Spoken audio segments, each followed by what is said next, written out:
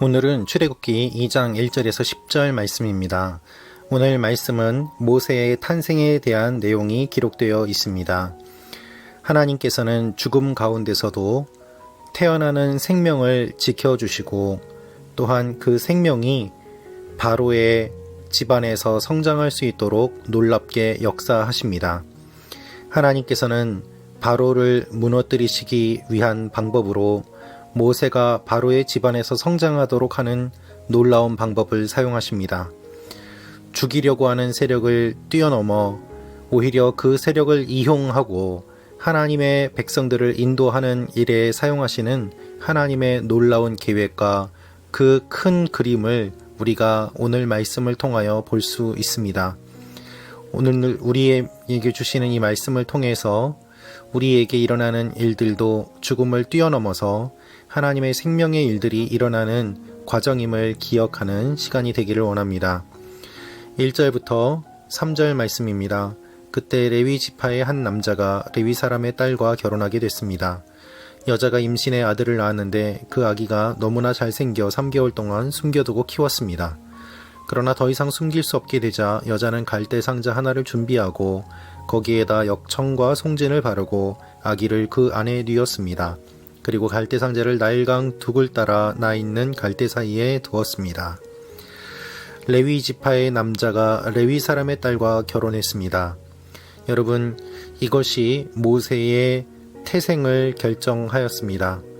여자가 임신해 아들을 낳았습니다. 그런데 너무나 잘생겨 3개월 동안 숨겨두고 키웠다고 이야기하고 있습니다. 미적으로 아름답고 또한 상대적으로 우수한 것을 나타냅니다. 창세기에서 하나님께서 보시기에 좋았더라 라고 말씀하셨던 그 단어를 사용하고 있습니다. 따라서 하나님께서 잘생겼다라는 이 표현을 통해서 새로운 창조를 암시하는 것을 우리가 알 수 있습니다.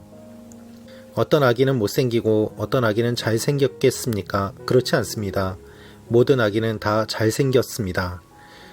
얼마나 아름답습니까?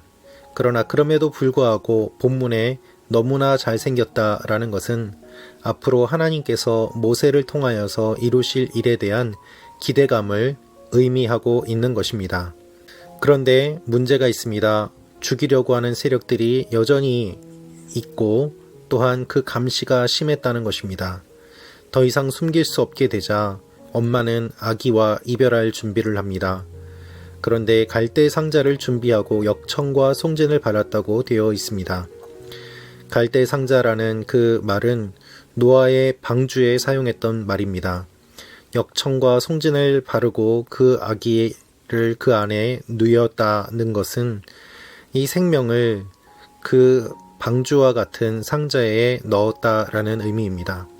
마치 노아의 가족들이 그 방주를 타고 생명을 얻었던 것처럼 이 아기가 그 갈대 상자에 들어가서 생명을 얻게 되는 내용을 보게 됩니다.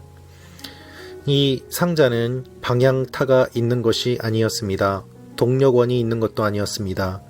그저 나일강 둑을 따라 나 있는 갈대 사이에 두었고 물에 떠 있을 수밖에 없었습니다. 그런데 그때 어떤 일이 일어났습니까? 5절입니다. 그때 마침 바로의 딸이 나일강에 목욕하러 내려오고 그녀의 시녀들은 강둑을 따라 거닐고 있었습니다. 바로의 딸은 갈대 사이에 있는 상자를 보고는 자신의 여종에게 가져오라고 시켰습니다. 바로의 딸이 상자를 열어보니 한 아기가 울고 있었습니다. 바로의 딸은 불쌍한 마음이 들어 히브리 사람의 아기인가 보다라고 말했습니다. 여러분, 마침이라는 말이 나옵니다. 그때에 바로의 딸이 나일강에 목욕하러 내려왔습니다. 그때에 내려오는 그 타이밍, 그 시간, 그것은 하나님의 인도하심이었습니다. 여러분, 하나님은 사건과 시간을 모두 다 다스리시는 분이십니다. 그때에 그 바로의 딸이 목욕하러 내려온 것은 결코 우연이 아니었습니다. 어쩌면 그 바로의 딸이 평소에 목욕하러 내려오는 것을 모세의 가족들이 알았기 때문에 갈대 상자를 놓았다고 볼 수도 있습니다.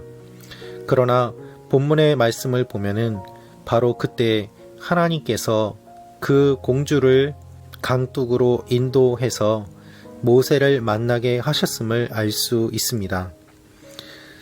하나님께서는 모든 상황과 환경을 사용하십니다. 무엇보다도 우리가 그것을 잘 알 수 있는 것은 바로와는 달리 바로에 따른 긍휼한 마음을 갖게 되었다는 것입니다. 하나님께서는 사람의 마음을 움직이십니다. 그래서 불쌍한 마음이 들어서 이 아이를 거두고자 합니다.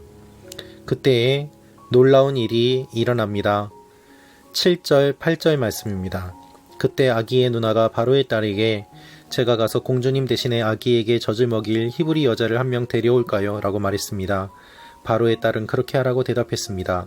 그러자 아기의 누나는 가서 그 아기의 엄마를 데려왔습니다. 여러분, 모세의 친엄마가 모세를 자신의 젖으로 양육할 수 있도록 하나님께서는 인도하십니다. 비록 모세는 바로의 딸의 아들이 되었지만 그 모세를 키운 사람은 모세의 엄마였고, 또한 하나님께서는 그 일들을 통하여서 하나님 나라의 역사를 이루어 가시는 것입니다. 여러분, 하나님의 사건을 바라보면 매우 절묘하게 인도해 가심을 알 수 있습니다. 죽음 가운데서도 살아나게 하시고, 절망 가운데서도 소망을 품게 하시고, 그리고 또한 죽이려고 하는 그 세력의 한복판에서 살아나게 하시는 모습을 보게 됩니다. 이것이 하나님의 사건입니다. 우리에게 일어나는 일들도 바로 이와 같은 일들입니다. 여러분, 죽을 것 같은 상황과 환경 가운데서 하나님이 살려주십니다. 절망 속에서 주님이 소망을 주십니다. 그래서 최선을 다하여 우리가 해야 될 일을 할 때에 하나님께서는 거기에 기름 부으시고 놀라운 일들을 이루어 가십니다. 사람을 만나게 하시고 그 정확한 타이밍에 정확한 사건들이 일어나게 하셔서 하나님의 일들을 이루어 가시는 것입니다. 이러한 일들이 여러분의 삶 가운데도 일어나기를 기도합니다. 저와 여러분의 삶 가운데 일어나는 모든 일들이 하나님의 계획 가운데 있음을 바라보며 절망하지 말고 소망 가운데 오늘도 살아가는 그러한 하루가 되기를 기도합니다. 기도하겠습니다. 아버지 하나님, 주님의 계획은 놀랍습니다. 주님은 상황과 환경을 주관하십니다. 오늘 하루 우리 말씀 참고 가족 한 분 한 분의 삶에 일어나는 모든 일들 주님께서 주관하여 주시고 인도하여 주시옵소서. 하나님의 거대한 사건이 진행되고 있음을 기억하며 주님의 뜻대로 주님의 눈으로 그 모든 것들을 바라보며 나아가는 하나님의 사람들이 되게 하여 주옵소서. 예수님의 이름으로 기도합니다. 아멘.